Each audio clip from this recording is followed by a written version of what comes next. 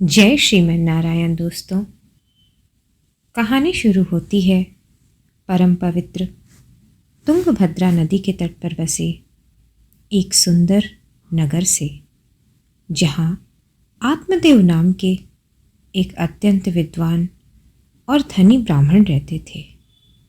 दुनिया की नज़रों में उनके पास सब कुछ था, अपार धन, मान सम्मान और एक सुंदर पत्नी धुंधली। लेकिन उस आलीशान महल के भीतर एक गहरा सन्नाटा भी था। आत्मदेव के जीवन में सबसे बड़ा दुख था संतान का न होना। बिना संतान के उन्हें अपना पूरा जीवन, सारा धन, यहाँ तक कि अपना अस्तित्व भी निरर्थक लगता था। हार कर एक दिन निराशा के गहरे बादलों में घिरे आत्मदेव अपने प्राण त्यागने के इरादे से घने जंगल की ओर चल पड़े। वह जीवन में इतना ऊब चुके थे कि उन्हें मौत ही बेहतर लग रही थी। तभी नियति ने करवट ली। जंगल में भटकते हुए उन्हें एक तेजस्वी महात्मा के दर्शन हुए। महात्मा के चेहरे पर अकल्पनीय शांति और दिव्य आभा थी। आत्मदेव दौड़कर उनके चरणों में गिर पड़े और फूट फूट कर रोने लगे। उन्होंने अपनी व्यथा सुनाते हुए कहा, हे ऋषिवर, बिना संतान के मेरा जीवन नर्क से भी बदतर है। कृपया मुझे मृत्यु की आज्ञा दे। महात्मा ने अपनी दिव्य दृष्टि से आत्मदेव के प्रारब्ध को देखा। उन्होंने गहरी सांस ली और बहुत ही गंभीर स्वर में कहा, हे ब्राह्मण, शांत हो जाओ, हट मत करो। मैंने तुम्हारे भाग्य की रेखाएं पढ़ ली हैं। केवल इस जन्म में ही नहीं, बल्कि 7 जन्मों तक तुम्हारे भाग्य में संतान का सुख नहीं लिखा है। यह विधाता का लेख है जिसे बदला नहीं जा सकता है। सुख दुख तो भगवान की इच्छा मानकर स्वीकार करो और अपना मन ईश्वर की भक्ति में लगाओ। लेकिन आत्मदेव तो जैसे हठ पर अड़ गए थे। उन्होंने महात्मा से कहा, अगर आप मुझे संतान का सुख नहीं दे सकते तो मैं अभी आपके सामने अपने प्राण त्याग दूंगा।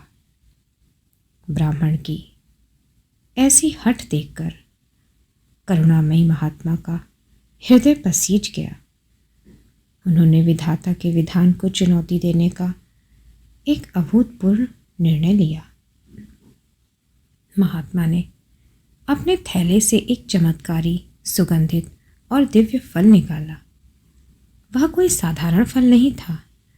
उसमें विधाता के लेख को बदलने की शक्ति थी। महात्मा ने वह फल आत्मदेव को थमाते हुए कहा, ये लो, यह दिव्य फल ले जाओ। अपनी पत्नी को पूरे विश्वास और शुद्ध मन से खिला देना।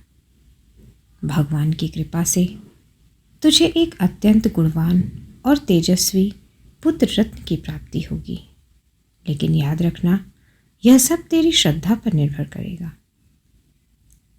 अब आत्मदेव की खुशी का तो ठिकाना ही न रहा, जैसे उसे जीवन दान मिल गया हो। वह चमत्कारी फल लेकर अपनी बंद किस्मत की चाबी लेकर खुशी खुशी अपने घर की ओर दौड़ पड़ी।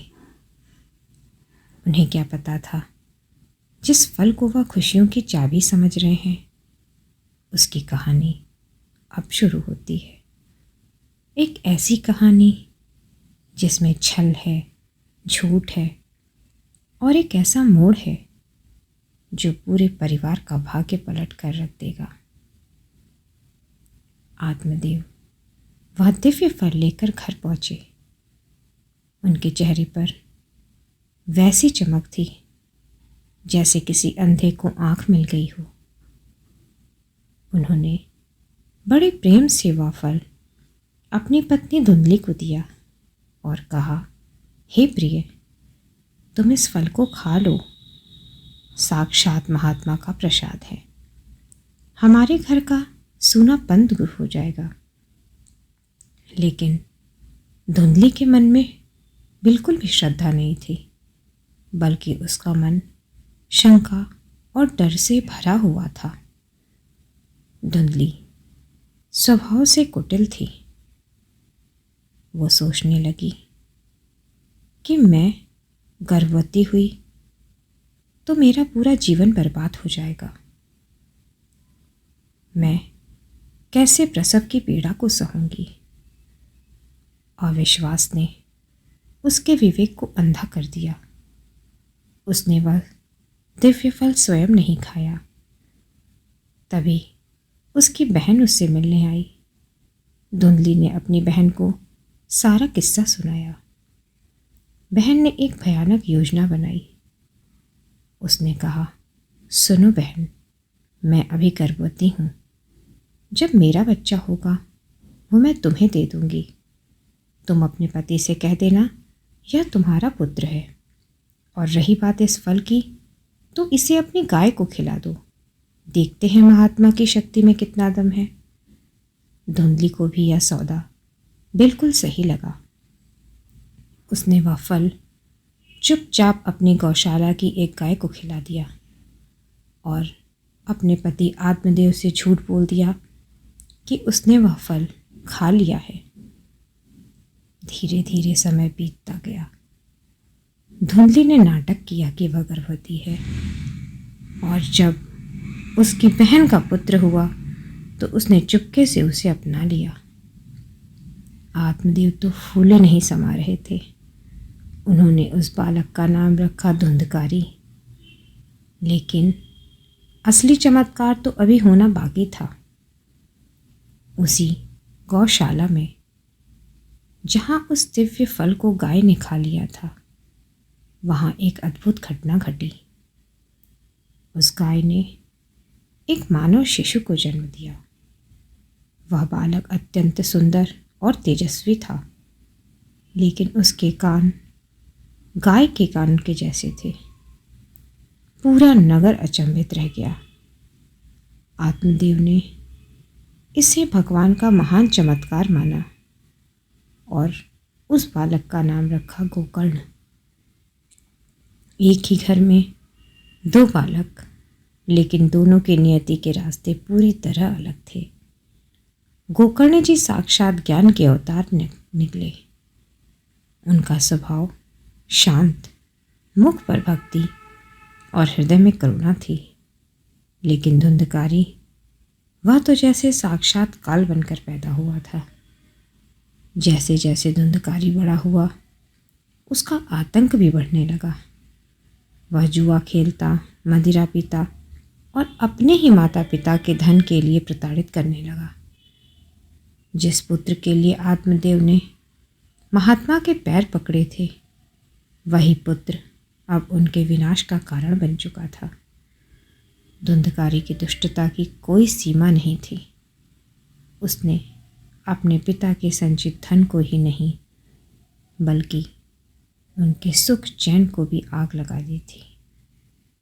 धीरे धीरे वक्त बीतता गया, लेकिन धुंधकारी की दुष्टता कम होने के बजाय बढ़ती ही जा रही थी। जिस घर में मंत्रों की गूंज होनी चाहिए थी, अब वहाँ सिर्फ चीखें और धुंधकारी की गालियाँ ही सुनाई देती थी। उसने अपने पिता के संचित धन को जुए और वेश्याओं पर लुटा दिया। एक रात नशे में धुत धुंधकारी ने अपने ही पिता आत्मदेव का गला पकड़ा और सारा धन निकालने के लिए बोला। आत्मदेव की आंखें फटी की फटी रह गईं। जिस पुत्र के लिए उन्होंने महात्मा के सामने रो रो कर अपनी किस्मत बदली थी, वही पुत्र आज उनकी जान का प्यासा था। वह फूट फूट कर रोने लगे। तभी अंधेरे कोने से एक शांत और तेजस्वी आकृति बाहर आई। वह गोकर्ण जी थे।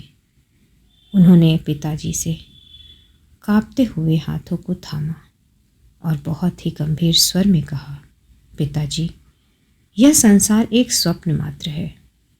मोह का त्याग कीजिए जिस पुत्र के लिए आप रो रहे हैं वह आपका नहीं, आपके पिछले जन्म के कर्मों का फल है। छोड़ दीजिए इस घर को और वन में जाकर भगवान का भजन कीजिए। मुक्ति का यही एक मार्ग है। गोकर्ण जी की ज्ञान भरी बातों ने आत्मदेव की आंखों से मुंह की पट्टी उतार दी। वह आधी रात को ही सब कुछ त्याग कर वन की ओर चले गए और भगवान की भक्ति करते हुए परम गति को प्राप्त हुए। धुंधकारी का पाप अब और भी बढ़ने लगा। धुंधकारी अब पूरी तरह से बेलगाम हो गया। उसने 5 वेश्याओं को अपने ही घर में रख लिया। वह उनके लिए ही चोरी करता, डकैती डालता और लोगों की हत्या करता। लेकिन पाप की उम्र बहुत छोटी होती है। एक रात उन वेश्याओं ने सोचा, यह धुंधकारी रोज चोरी करके लाता है। किसी दिन राजा के सिपाही इसे पकड़ेंगे और साथ में हमें भी ले जाएंगे। क्यों न इसका सारा धन हड़प लिया जाए और इसे ही ख़त्म कर दिया जाए। उन औरतों ने सोते हुए धुंधकारी को खंभे से बांध दिया। उसके गले में जलते हुए अंगारे डाल दिए। धुंधकारी तड़पने लगा, चीखने लगा, लेकिन उसकी आवाज़ बाहर नहीं जा पाई। इसीलिए उन्होंने उसका मुंह दबा दिया। कुछ ही पलों में महापापी धुंधकारी तड़प तड़प कर मर गया। उन औरतों ने उसके शव को आंगन में ही छोड़ दिया और सारा धन लेकर वहाँ से चली गई। इतने जघन्य पाप और ऐसी अकाल मृत्यु के कारण धुंधकारी को न स्वर्ग मिला और न ही नर्क। वह एक भयानक, विशाल और डरावना प्रेत बन गया। वह उसी उजड़े हुए घर में हवा की तरह भटकने लगा, रोने लगा और अपनी मुक्ति के लिए छटपटाने लगा। वर्ष बीत गए। वर्षों बाद जब गोकर्ण जी तीर्थ यात्रा से वापस लौटे तो उन्हें उस सोने घर में कुछ आहट सुनाई दी। एक साया जो कभी धुएं की तरह दिखता तो कभी आग के गोले की तरह आता था। गोकर्ण जी अपने पुराने घर के आंगन में विश्राम कर रहे थे। तभी अचानक हवा का एक तेज झोंका आया। कभी एक भयानक साया दिखता तो कभी आग का गोला जमीन पर लौटने लगता। कभी अजीब सी आवाज़ आती, कभी कोई रोने लगता। लेकिन गोकर्ण जी थोड़े भी विचलित नहीं हुए। उन्होंने हाथ में चल लिया और अभिमंत्रित करके उस साए पर चढ़ा। साया धीरे धीरे धुंधले की आकृति में बदलने लगा। वह कोई और नहीं, तड़पता हुआ धुंधकारी का प्रेत ही था। वह रोते हुए बोला, भैया मुझे बचा लो, मैंने हजारों पाप किए, मेरी अकाल मृत्यु हुई। अब मैं न सो सकता हूँ न खा सकता हूँ। मैं इस प्रेत योनि की नरक में चल रहा हूँ, मुझे मुक्ति दिला दो। गोकर्ण जी का हृदय पसीज गया। उन्होंने सूर्यदेव का आवाहन किया। सूर्यदेव ने आकाशवाणी की, हे गोकर्ण, केवल श्रीमद् भागवत जी की सप्ताह कथा ही इस महापापी को मुक्त कर सकती है। अगले ही दिन नगर में ढिंढोरा पिटवाया गया। गोकर्ण जी व्यासपीठ पर बैठे, हजारों की भीड़ उमड़ी। लेकिन धुंधकारी, वह तो प्रेत था, हवा की तरह भटक रहा था। वह कथा कैसे सुनता? तभी गोकर्ण जी की नज़र कोने में रखे 7 काठों वाले बांस पर पड़ी। उन्होंने प्रेत को संकेत दिया। धुंधकारी वायु का रूप धारण करके उस बांस के भीतर जाकर बैठ गया। मंत्रों की गूंज उठी और श्रद्धा का सैलाब उमड़ पड़ा। जैसे ही पहले दिन की कथा पूरी हुई, बांस की पहली गांठ धमाके के साथ फट गई। दूसरे दिन दूसरी गांठ फटी। हर दिन जैसे जैसे धुंधकारी के मन से पाप धुलते गए, एक एक गांठ टूटती गई। 7वें दिन शाम को जैसे ही कृष्ण लीला का विश्राम हुआ, 7वीं गांठ एक जोरदार धमाके के साथ फटी। पूरा पंडाल स्तब्ध रह गया। उस फटे हुए बांस के भीतर से कोई प्रेत नहीं बल्कि करोड़ों सूर्यों के समान चमकता हुआ एक दिव्य पुरुष बाहर निकला। उसके गले में वैजंती माला थी, शरीर पर पीतांबर था। धुंधकारी का सारा अहंकार मिट चुका था। तभी बादलों को चीरता हुआ स्वर्ग से एक अद्भुत विमान नीचे उतरा। भगवान विष्णु के पार्षद गरुड़ ध्वज लेकर आए और धुंधकारी को विमान में बिठाने लगे। तभी गोकर्ण जी ने एक सवाल पूछा, हे देवदूत, यहाँ तो हजारों लोग कथाएं सुन रहे हैं, फिर विमान लेकर एक के लिए ही क्यों आए? पार्षदों ने मुस्कुराकर कहा, गोकर्ण जी, सुना तो सबने, लेकिन धुंधकारी ने मनन भी किया। उसने अपनी आत्मा को भगवान में डुबो दिया। जिसकी एकाग्रता जितनी गहरी, उसकी मुक्ति उतनी ही निश्चित है। धुंधकारी विमान में बैठकर वैकुंठ चला गया और उसके कुछ समय के बाद गोकर्ण जी ने दोबारा कथा की, जिसमें पूरी सभा के लिए विमान आया और पूरा नगर ही साक्षात वैकुंठ धाम को प्राप्त हुआ। जी हाँ दोस्तों, यही है श्रीमद् भागवत जी का प्रताप, जहाँ पापियों का भी उद्धार हो जाता है, बशर्ते मन में पश्चाताप और हृदय में भक्ति हो। अगर आपको ये प्रसंग पसंद आया हो तो वीडियो को लाइक करें और चैनल को सब्सक्राइब करें। मिलते हैं भगवान श्री कृष्ण के एक और अद्भुत प्रसंग के साथ। तब तक के लिए जय श्रीमन नारायण।